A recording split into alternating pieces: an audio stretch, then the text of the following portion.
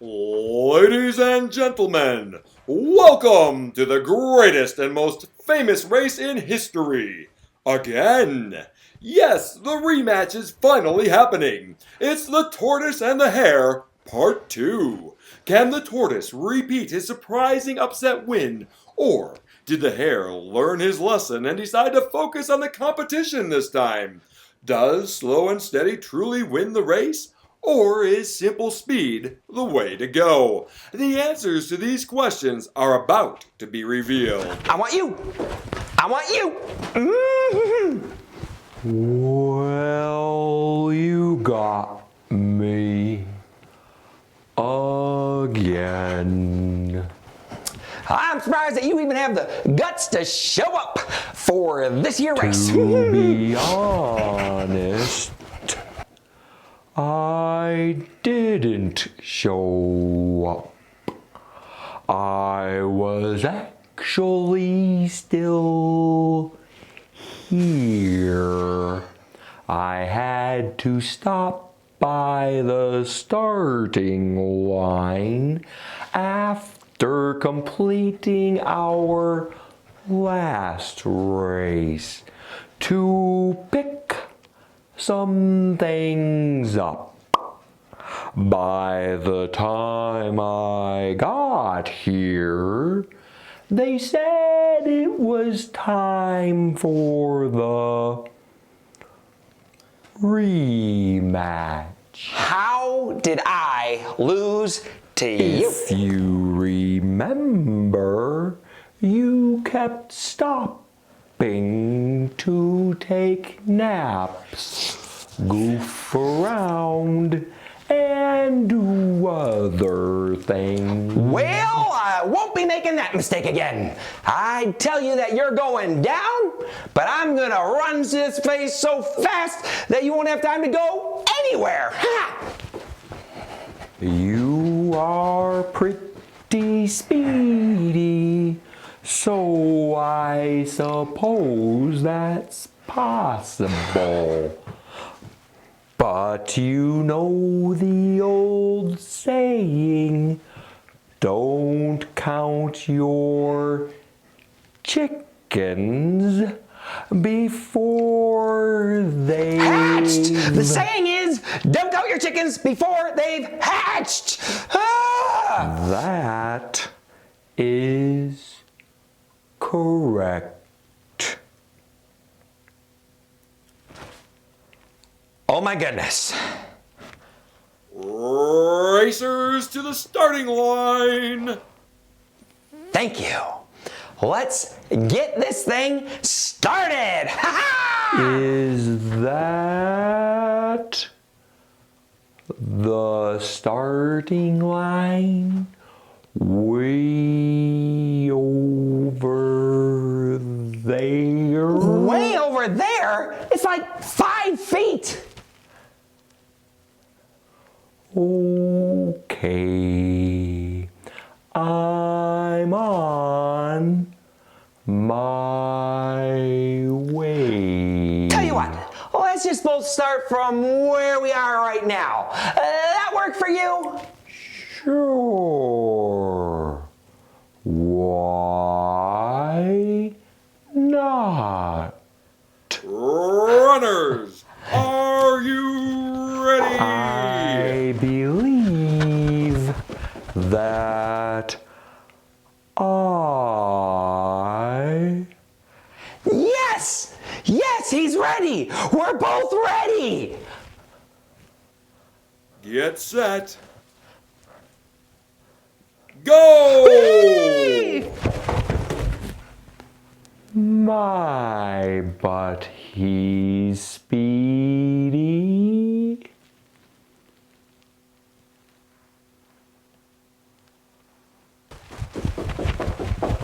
I cannot believe that I let that guy beat me last time.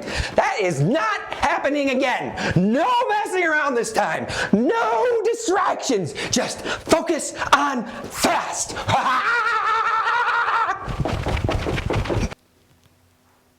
Oh boy.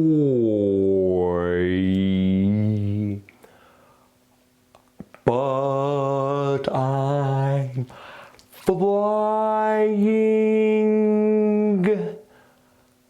now. Almost there. Well, folks, it's hard to believe, but it looks like the tortoise is indeed almost to the official starting line. I need to remind myself this is a marathon, not a sprint. Perhaps I should slow down a bit.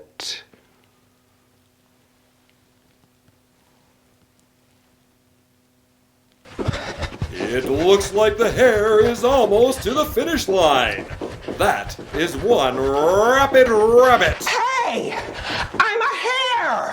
The point is, you're almost to the finish line. True! Finish line, here I come! Just gotta go around this puddle. 3 days later. Almost there. Stay on target.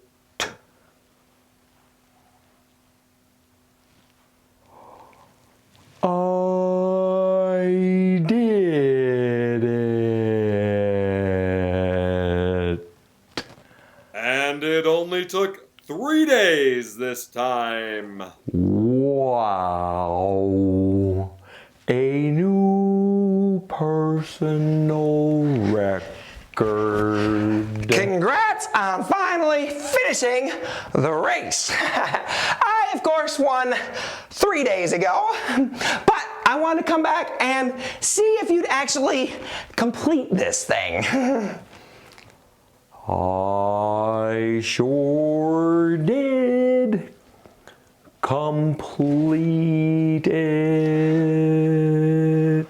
Ladies and gentlemen, it's time for the awards ceremony. Oh, good. I was wondering when they'd get around to that. I guess they wanted to wait until we both had finished. We've decided that we can't wait for both competitors to complete the race and are going to give the award out now. Oh, sorry, Tortoise. They must not have realized that you're already done. I mean, to be fair, it's taken so long that they might have gotten distracted, not seen you cross. Congratulations to our champion, the Tortoise! The only competitor to finish the race. But I finished 3 days ago. I didn't take any naps. I didn't go to other things or goof around. I ran top speed the whole way. What a surprise finish! Again! It sure looked like the hare was going to blow the tortoise away. But at the last moment, he veered off the path, taking a turn where he was supposed to go straight, and only 5 feet from the finish line. All I did was go around a puddle.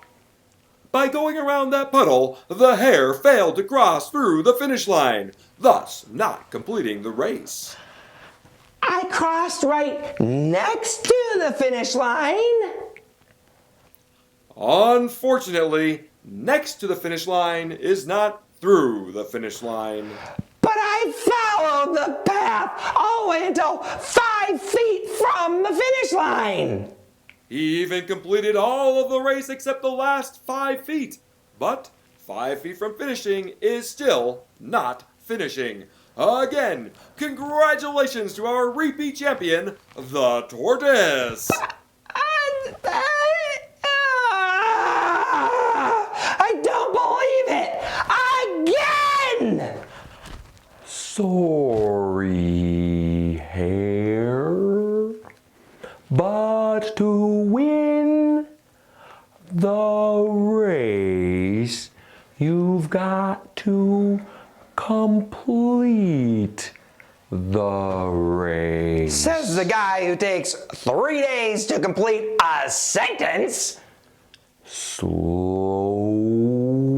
and steady. I know. Wins the race, I know.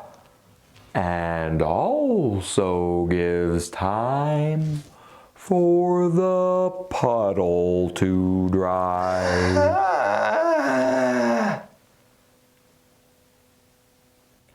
Hi there, hello. You're watching Base Camp. I'm Pastor Pat.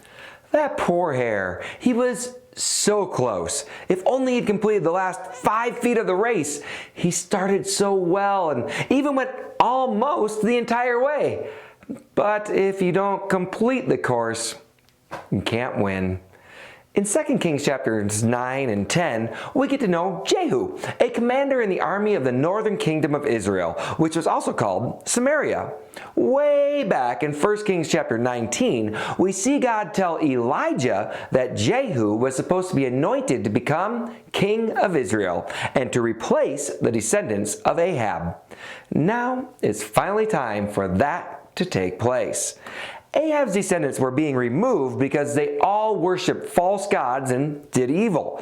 Jehu was being raised up to bring an end to that. And Jehu, well, he starts really well. In 2 Kings chapter 9, he accepts the anointing and calling to be king that is given to him through Elisha. He then confronts King Joram, the son of Ahab, about the idolatry that he's been involved with when Joram asks him for peace. Jehu asks in 2 Kings chapter 9, verse 22, "How can there be peace as long as all the idolatry and witchcraft of your mother Jezebel abound?"